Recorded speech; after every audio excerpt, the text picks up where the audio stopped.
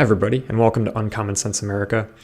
In today's episode, we're going to be talking about free speech, a right that Americans have been enjoying in this country for well over 200 years now, and how, frankly, it's being threatened today.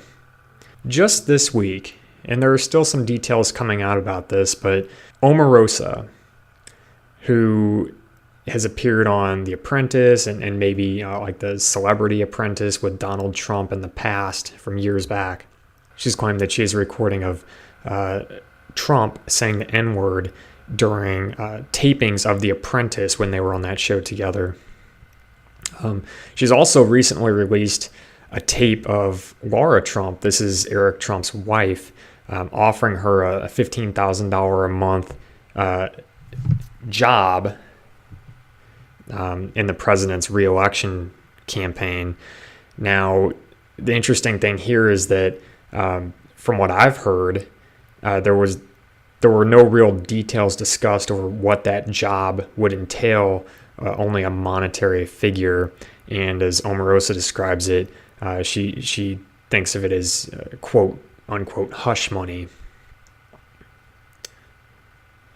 Also, earlier this week, she released a tape of White House Chief of Staff John Kelly firing her. Again, this happened earlier this year.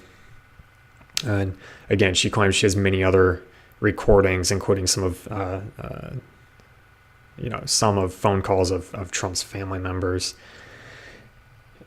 Now, the reason this is getting so much attention right now is that earlier this week, Omarosa released her new book, Unhinged, where she recounts many of her experiences in the White House. Now, it's interesting because the White House legal team, and specifically attorney Charles Harder, has filed for arbitration against her publisher, Simon & Schuster, claiming that she violated what's ultimately an unenforceable NDA pushed on her by Trump and his associates during their campaign in 2016. Their claims are that, she makes disparaging remarks against the president and his associates, but fails to cite any, they fail to cite any specific law she's broken by making these claims in the book. Now, it's interesting because an attorney for Simon & Schuster, Elizabeth McNamara, responded saying that her clients, and I quote here, will not be intimidated by hollow legal threats, end quote, and that, quote, Mr. Trump is the president of the United States with a bully pulpit at his disposal. To the extent he disputes any statements in the book, he has the largest platform in the world to challenge them. As the Supreme Court observed in New York Times v. Sullivan, debate on public issues should be uninhibited, robust, and wide open, and that may well include vehement, caustic, and sometimes unpleasantly sharp attacks on government and public officials, end quote. So she's basically fighting back, saying, look, you may not like what someone says about you or people around you in a book, but you can't threaten or try to follow through with legal action because of that. I'm quoting her again. Quote, put simply, the book's purpose is to inform the public. Private contracts like the NDA may not be used to censor former or current government officials from speaking about non-classified information learned during the course of their public employment, nor could the NDA support censorship of a publisher like SNS that legitimately reports on information that is plainly newsworthy and highly relevant to matters of public concern.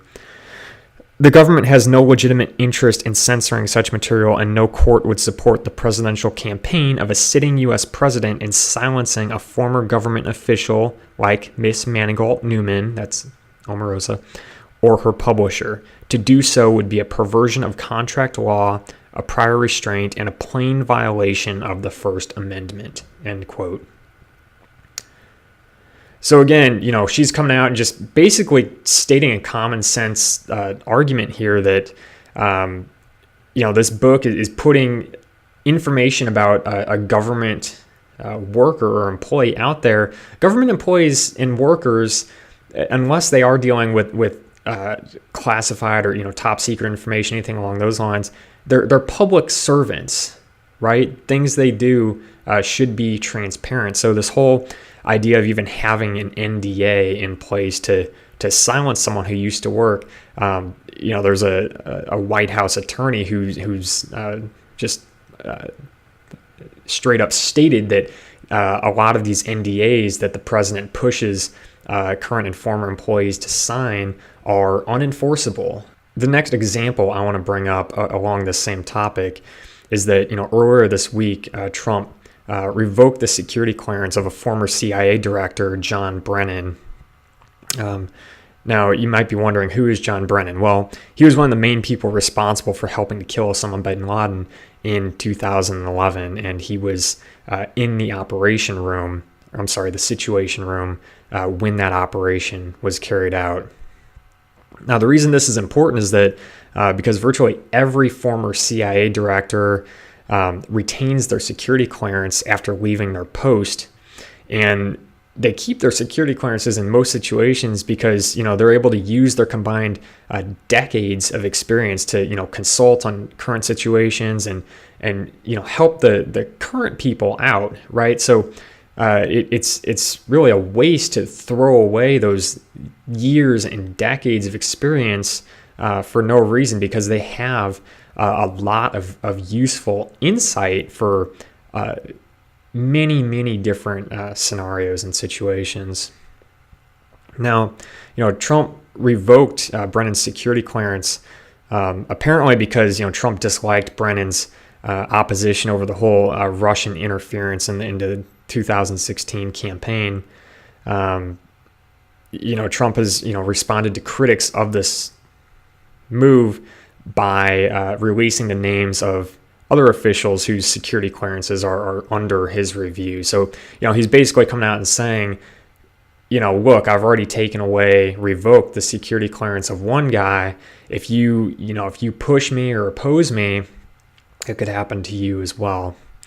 Now, some officials just don't care. They're actually kind of daring the president to make good on that claim. So, in a Washington Post op-ed, and this was published Thursday, retired Navy Admiral William McRaven, who oversaw the Navy SEAL raid that killed Osama bin Laden, called Brennan, quote, a man of unparalleled integrity whose honesty and character have never been in question except by those who don't know him.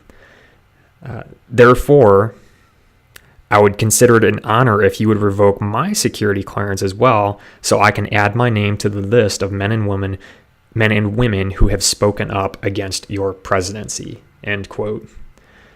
Damn. So he's basically calling the president out, saying, look, it's ridiculous that you've taken away this guy's security clearance. There's really no good reason for it. And if you're going to just make rash decisions like that, go ahead and just take my security clearance too while you're at it. Really, the only time a sitting president should revoke someone's security clearance is if they pose some kind of threat to national security, not just because they present some type of political, opposition to you.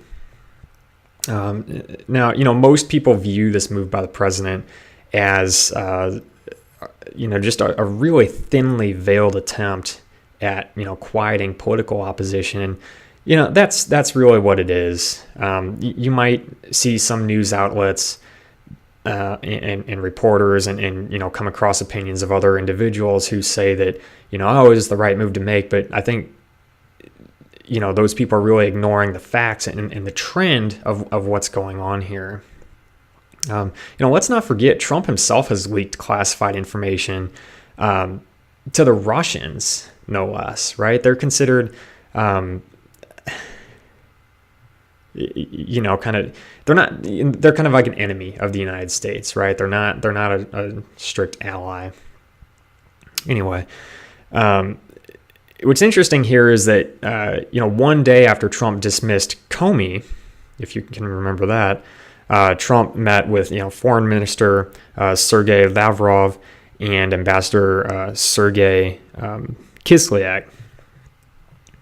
And in the Oval Office, he leaked some very classified information to the Russians, information that was largely not even shared with allies of the United States, and was kept pretty tightly contained and controlled even within the United States government.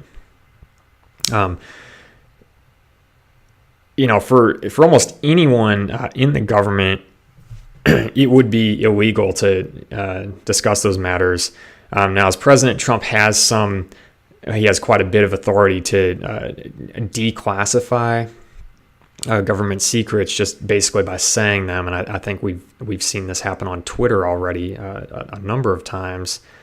So he technically he has some leeway there, but just the fact that he would just really go off script and leak this very classified information to the Russians, no less, in the Oval Office while they're visiting, it raises some questions, I think. And it's interesting too, because Trump has repeatedly blasted different news outlets and even reporters, claiming fake news, and he's called specific reporters an enemy of the people, which is a pretty strong claim to make against someone. Meanwhile, he repeatedly tweets things, and then, within the same hour or day or week, he'll, contradict himself and tweet something exactly the opposite of what he said before. The last thing I want to bring up is that, he had an affair with Stormy Daniels, a porn star, right? So,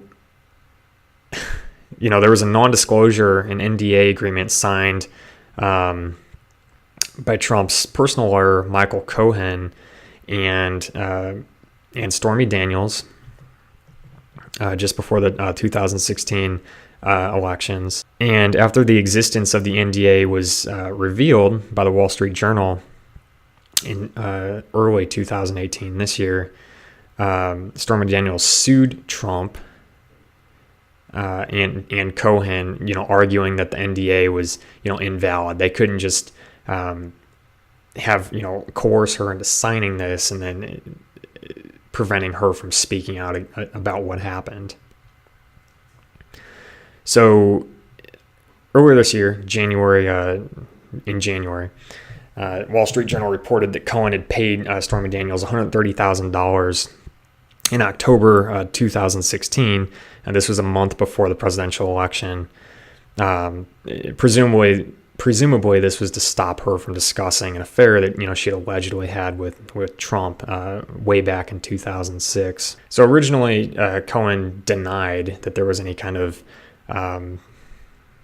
affair between Trump and Stormy Daniels, but then he later acknowledged that he paid her $130,000, but he said that the payment was made out of his own money. The short version of this is that Trump has been using these NDAs and these kind of hush money agreements and threatening legal action, and using his bully attorneys to kind of quiet people who could ruin his chances of being elected or reelected, or could land him in hot water. And people really need to just realize that this is an ongoing trend with him. So anyway, that's all for this episode, and I will talk to you in the next one.